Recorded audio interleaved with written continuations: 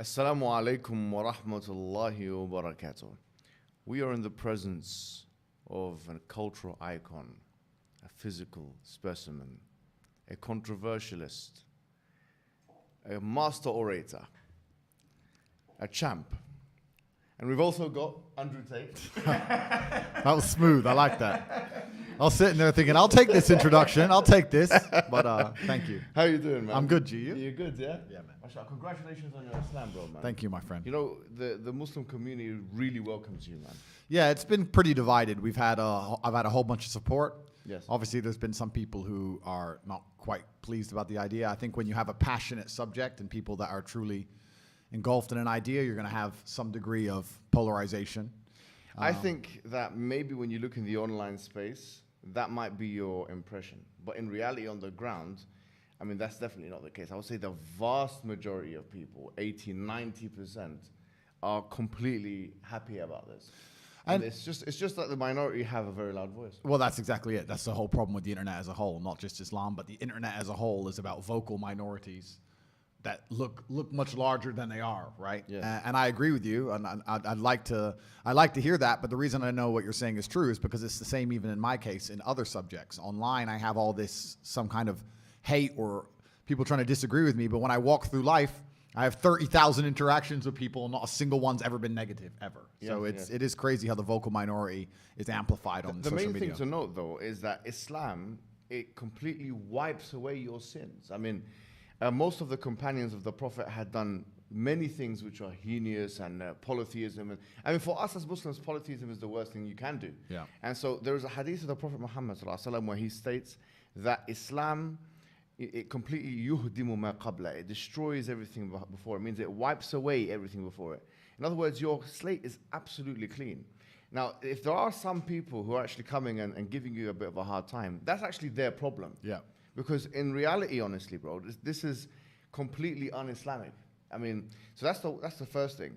There's actually a verse in the Quran, interestingly enough as well, which says that if you become a Muslim, إِلَّا مَنْ آمَنَ تَابَ وَآمَنَ وَعَمِلَ صَالِحًا, whoever repents and believes and does good works, then God will يُبَدِّلُ اللَّهُ سَيِّئَاتِهِمْ حَسَنَاتٍ, that God will change their bad deeds into good deeds.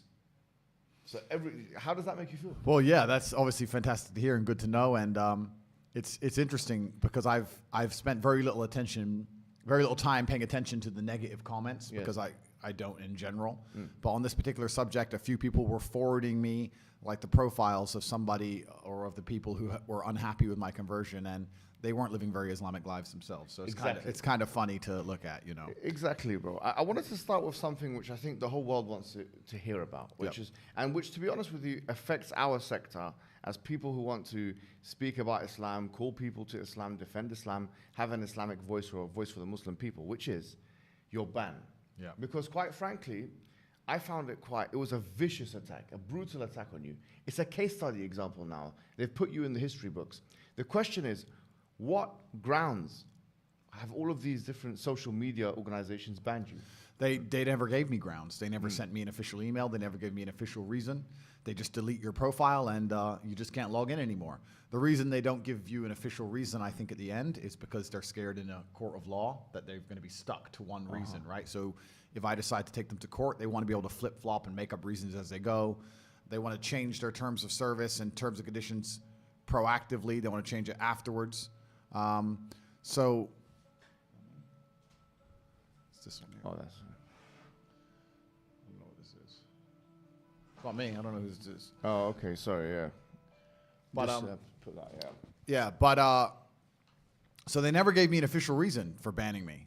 So I don't truly understand and truly know. I mean, I understand the reason they've come up with. I know that reason is false. I have my own theories on why they banned me, but them themselves have never told me why. They just delete your profile. For example, YouTube. Most producers know that YouTube have community guidelines, right?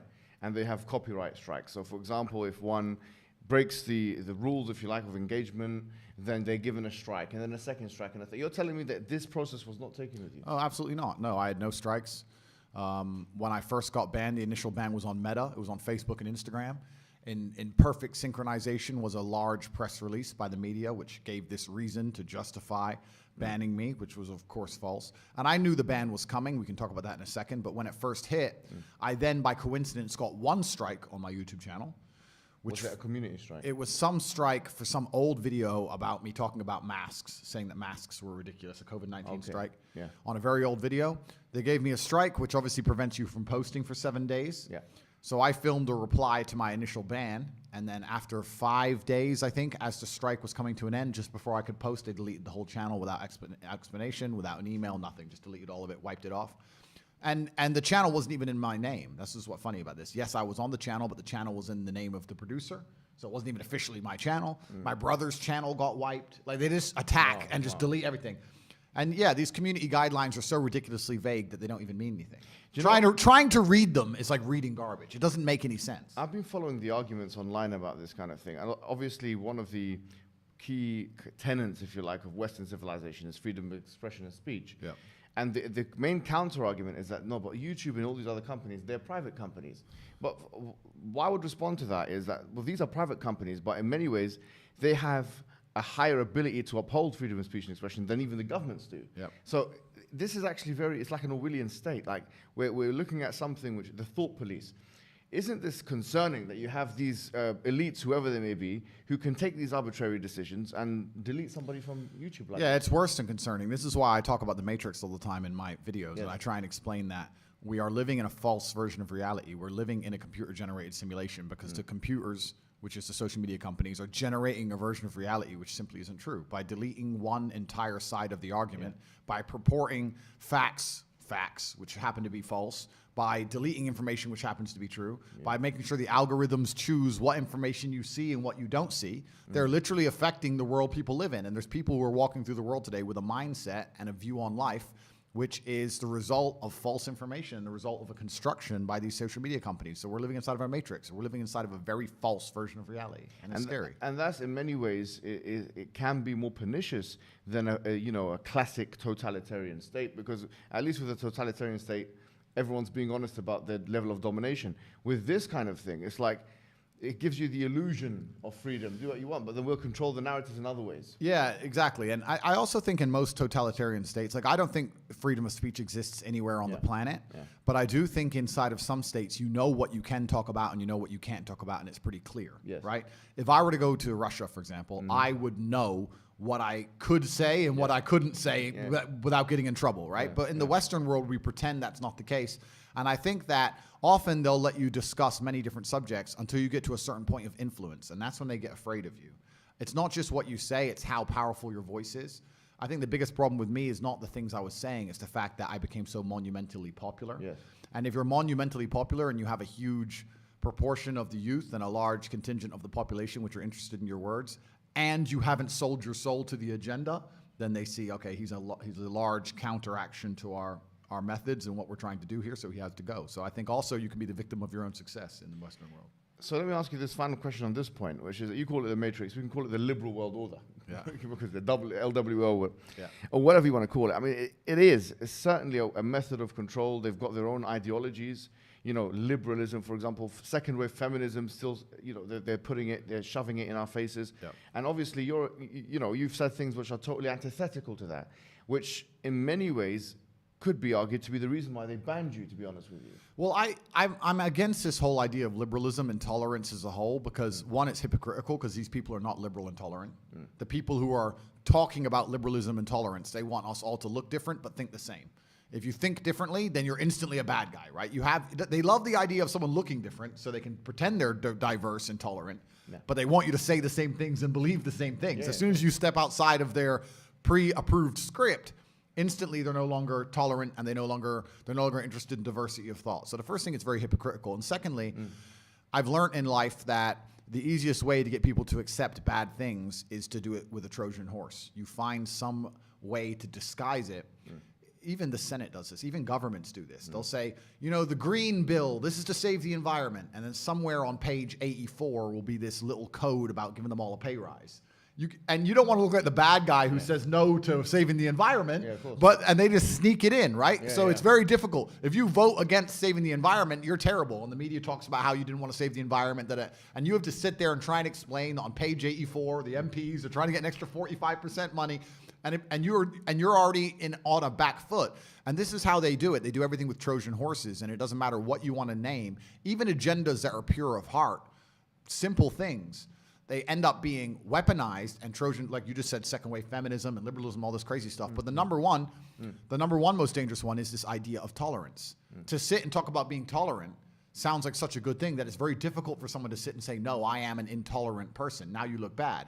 But when they say tolerance and push tolerance to the point where absolute degeneracy must be accepted, that's the point, then you're a better person to not be tolerant. You can't be tolerant of degeneracy. You can't be tolerant of your own children seeing things they shouldn't see. You can be tolerant of the destruction of society. If they're going to sit here and say that, no, tolerance is the best thing ever, and then Trojan horse it and destroy the way humans interact, then I don't think tolerance is a good thing. Well, I mean, that's the thing. They've hijacked the phrase, and they've used it in their own context. There's one particular political thinker, his name is Mumbai. He said something very interesting. He said that the West has not acted morally consistent. They've only acted strategically consistent. Yep. And so it's tolerance when it's within your own borders or within a certain subsect of people, but then it becomes whatever it becomes, a colonizing mission or a civilizing mission when it comes to, the Iraq War, for example. Completely. If you look at all of Western foreign policy, I mean, they'll talk about we need democracy, we care about freedom. They come up with all this garbage. But the truth is they'll support any side they want to support, regardless of whether they're Democratic, regardless of what team they're on. They don't, you absolutely not nailed it. It's just about strategy at the time. And they have no true morals or true moral fiber. They'll just sit there and go, what's the strategical best decision? And they'll get it done. And yeah, that's Western foreign policy, and I think it's the same across basically the entire Western world. But this idea, when I hear people talking about tolerance, it just, when I hear it, I know what they're trying to do. They're trying to say, this is evil, this is bad, but you're intolerant because you don't like evil. And there has to be a point where you stand up as a man and society stands up and says, yes, I'm intolerant of certain things. If someone broke into my house and tried to just start making dinner, I'd be like, whoa, who are you? Like, be tolerant. No, I will not be. Who the fuck is this guy? It depends on what food is cooking. Well, I mean, there has to be a line in the sand. Yeah. And the reason they keep talking about tolerance, diversity, inclusion, tolerance is not because they care about different people of different races or different beliefs. Certainly not beliefs, because you're not allowed a different belief. That's the number one thing.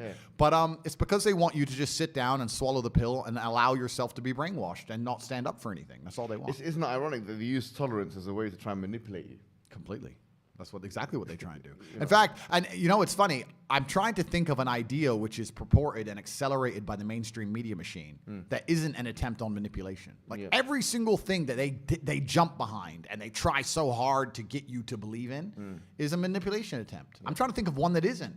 Why else would they waste their screen time? They're sitting there. These people are smart enough to understand that the internet's coming and people are spending more time on independent medias and people are learning more information from each other, and they're slowly, I mean, I don't want to go into the subject. We can talk about the last few years. They still have a grip on the world because they proved it, right? But with the common cold, but still, they're sitting there going, okay, we have this mass media machine. The average person only watches 6 minutes of our propaganda a day. They can't waste those 6 minutes, my friend. They need to go, what's our agendas? Let's get to the point. What do we need people to believe about X, Y, Z? They can't be sitting there telling us the truth. That's a total waste of time. Absolutely. I wanted to ask you now, because this is the hot topic, especially in the Muslim community, about your conversion. Yeah. So tell us the story, what happened exactly? Well, I think a lot of people who've been following me for a while understand that I've been very respectful of Islam for a long time. Yeah, sure. I was born in a Christian country. I was raised as a Christian, and I've always been very respectful of Islam, and it's become more and more obvious to me and more pertinent that Islam is the last religion on the planet. When I talk about Islam, because I'm new to it, I'm a little bit careful, right? Because I'm new to it. I'm certainly not a scholar. There's so much I need to learn. I know I'm on a learning journey. I'm not here to sit here and talk scripture. I don't know those things yet. I'm here to learn. Yeah.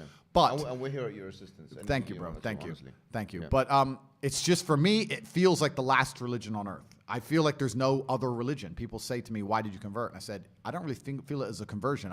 It's almost like I knew God was real and now I've become religious. And they say, well, you were religious before. I was like, religious before how? Christian? What does Christian mean? Like, who's not a Christian? You go to Christian nations and everyone says they're a Christian. Look how they live their lives. Go into the average church. Is anyone actually fearful of God? Anybody? No. The girls are out on Saturday night drinking and then they turn up to church because their parents made them. Like, there's no substance to the religion. And also, Islam very closely reflects my personal beliefs. Through my personal life, I've learned that if you don't have standards and you're not a strong person who's prepared to defend his ideas, you will be crushed. Yes. And we look at most religions in the world today which are not prepared to defend their ideas. What's happened to them? They're just getting crushed. And now we have Christianity as an idea which has basically said, well, we can't set any firm rules because everyone will just quit. So instead, let's make it so easy to be a Christian that nobody has to put any effort in. Yeah. And then accept everybody no matter what. And hopefully we can keep the church doors open. That's not God to me, you know? Yeah. God to me is strong. God to me is something to be feared. Yeah. God to me is someone that people are afraid to mock. Yeah. God to me is someone that you have to go out of your way to prove something to. God to me has red lines. Yeah. Like, God to me represents the Islamic faith. The Christian God to me, I don't see God. I can't explain. I don't see anything there. So to me, it was the only logical choice in the end. Alhamdulillah, man. I mean, as you're saying this, I'm sure many people are like ecstatic and extremely happy. It's a great thing for everyone, honestly, because, you know, just anyone coming into Islam is you know, the Prophet Muhammad ﷺ told us better than the world and everything in it. Yep. But imagine now somebody of major influence. I mean, you're the most Googled person on the planet. I'm not sure if you still have the top spot. I think Putin might have beat me as of last week. But I think it's between me and Putin at the moment. But I don't want to lose to Putin. Look, Putin's the big G. I don't want more enemies. Like, it's fine, Vladimir. You can have it. I never thought I'd hear you saying that statement. Yeah. Putin beat me last year. Right? Yeah. I think we're certainly the most Googled. But no, it's definitely something beautiful. And a lot of people have, you know, you'll be surprised at how many women as well. Like, because obviously the accusations of misogyny and stuff, which, you know, but a lot of women, alhamdulillah, especially in the Muslim world, they're absolutely happy. In fact, let me tell you a story. Just before I came here today, one particular woman, I can't reveal her identity, but she's working as a school teacher in London. And actually, my friend told me that she was kicked out of school because they had this campaign against you in the schools.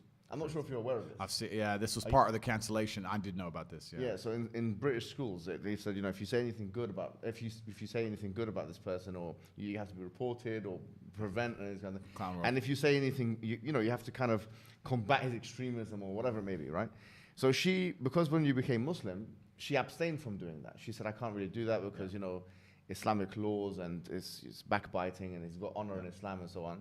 And unfortunately, they fired her from the position. Wow.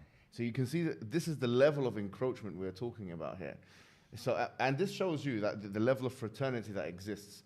And not only the fact that, you know, when you're looking at Twitter or whatever social media, it's not a representation of what's really happening on the ground. Of course. And I mean, that's crazy to hear. And what's most crazy is, the fervor behind this idea that I'm somehow extremist is truly clown world. Like, I've sat as a professional and analyzed my content and understood which things can be taken out of context and which things were said in a way perhaps they shouldn't have been said before I was massively famous. But we have to sit here and understand that if you take anybody on the planet and give them 7 years of YouTube and then they decide and they blow up big, you're going to be able to find 30 to 45 seconds of clip across all those years that can be taken out of context, right? Yeah. And it's truly crazy because they sit and say, oh yeah, but you know, the young boys are watching your stuff and they don't truly understand all of it, and there's nuance that's missing. And my argument is very simple. My argument is, well, one, you're taking small clips